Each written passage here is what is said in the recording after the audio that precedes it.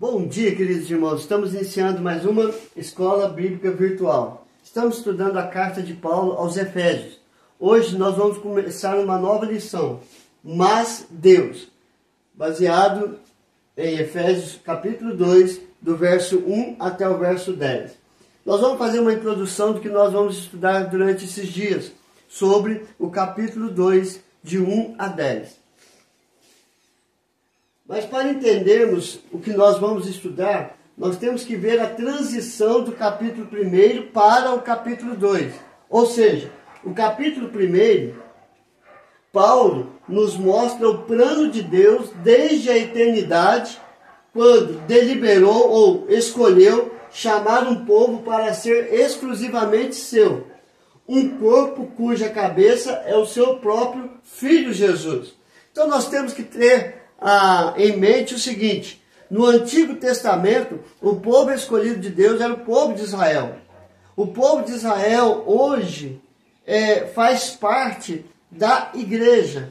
A igreja é um novo povo que Deus chamou em Cristo Jesus para ser exclusivamente seu, cujo o corpo é a igreja e Cristo é a cabeça desta igreja.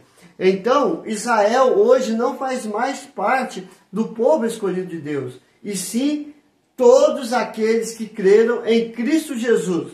O Velho Testamento, o povo de Israel foi salvo, os pais da igreja, os pais do povo de Israel, Abraão, Isaac, Jacó, Davi, Salomão e todos os heróis do Antigo Testamento creram pela fé no Cristo que viria.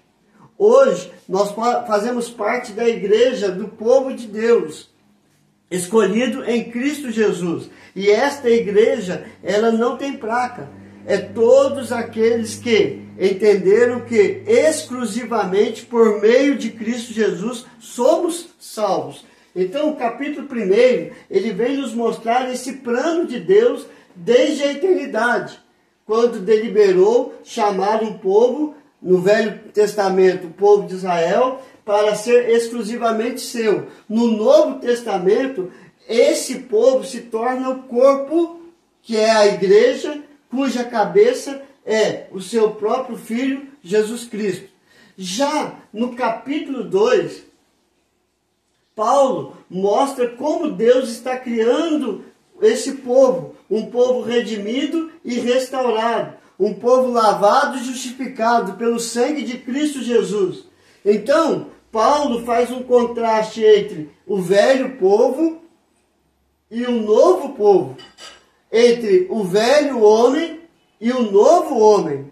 O velho homem que morreu, que estava morto em seu delito e pecado. O novo homem é que renasceu em Cristo Jesus pela fé. Então nós vamos estudar o capítulo 2 com pano de fundo o capítulo 1. O capítulo 1 mostra como detalhado o plano de Deus desde a eternidade. O capítulo 2 é o início da aplicação desse plano de Deus de salvar o homem pecador para conduzir a um novo homem. Dentro da realidade do mundo atual, qual é a relevância de Efésios 2, de 1 a 10?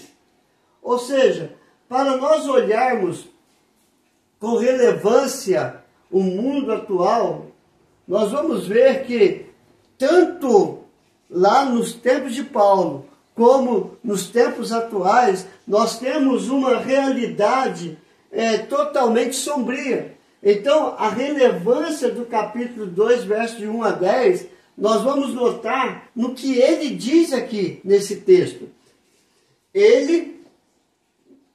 Deus nos deu vida, estando vós mortos nos vossos delitos e pecados, nos quais andaste outrora segundo o curso deste mundo, segundo o príncipe da potestade do ar, do espírito que agora atua nos filhos da desobediência, entre os quais também todos nós andamos outrora, segundo as inclinações da nossa carne, fazendo a vontade da carne e dos pensamentos, e éramos por natureza filhos da ira, como também os demais. Mas Deus, sendo rico em misericórdia, por causa do grande amor com que nos amou, João 3,16, Deus nos amou de uma tal maneira, e estando nós mortos em nossos delitos, nos deu vida juntamente com Cristo. Pela graça sois salvos e, juntamente com Ele, nos ressuscitou e nos fez assentar nos lugares celestiais em Cristo Jesus, para mostrar nos séculos vindouros a suprema riqueza da sua glória em bondade para conosco, em Cristo Jesus, porque pela graça sois salvos mediante a fé, e isso não vem de vós, é dom de Deus, não de obras para que ninguém se glorie, pois somos feitura dele, criados em Cristo Jesus para as boas obras, as quais Deus de antemão preparou para que andássemos nela. Efésios 2, de 1 a 10. Então, dentro da realidade do mundo atual, qual é a relevância de Efésios 2, de 1 a 10? Nós vamos ver o seguinte: dentro desta realidade sombria do mundo, tanto no tempo de Paulo e dentro da nossa realidade no mundo atual, esses 10 versículos destacam-se com marcante relevância. Mas por que tem tanta relevância assim, tanto no tempo de Paulo como nos dias de hoje? Por que esses 10 versículos têm tanta relevância? Primeiro, porque ele olha com pessimismo o viver do homem. Paulo, ele olha com tristeza, com angústia, com pessimismo mesmo. Por quê? Porque ele chama todos aqueles que andam distante de Deus, assim como nós andávamos antes, como filhos da ira, filhos da desobediência. Então, é uma visão triste, angustiante, pessimista mesmo o estado do homem sem Deus, sem Cristo. Mas Paulo, ele vê também, em segundo ele sobe às alturas do otimismo acerca de Deus. Ou seja, ele olha com otimismo, porque que mesmo Deus vendo o estado pecaminoso pela qual nós vivemos e pela qual o povo vivia na época de Paulo, Deus não desistiu do homem, Deus não desistiu do seu povo, Deus não desiste da sua igreja. Então ele olha com otimismo. Por quê?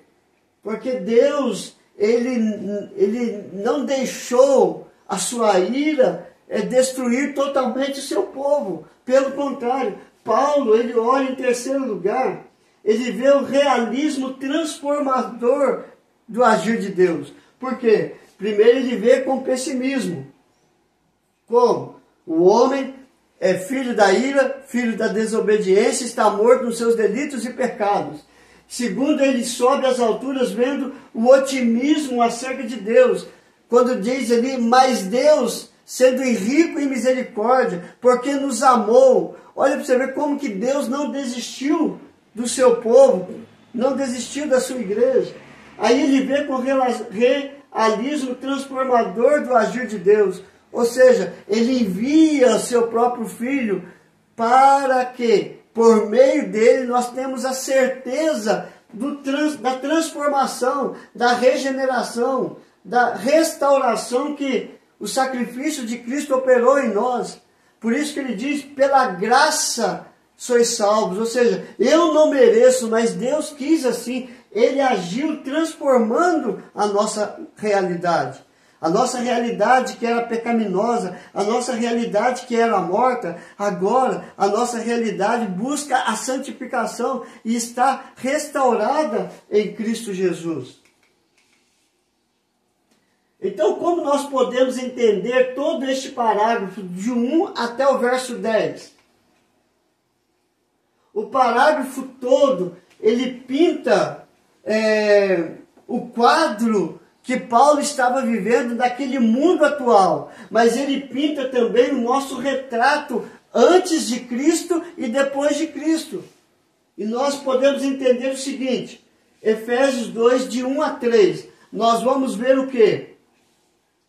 Como o povo andava no tempo de Paulo sem Cristo.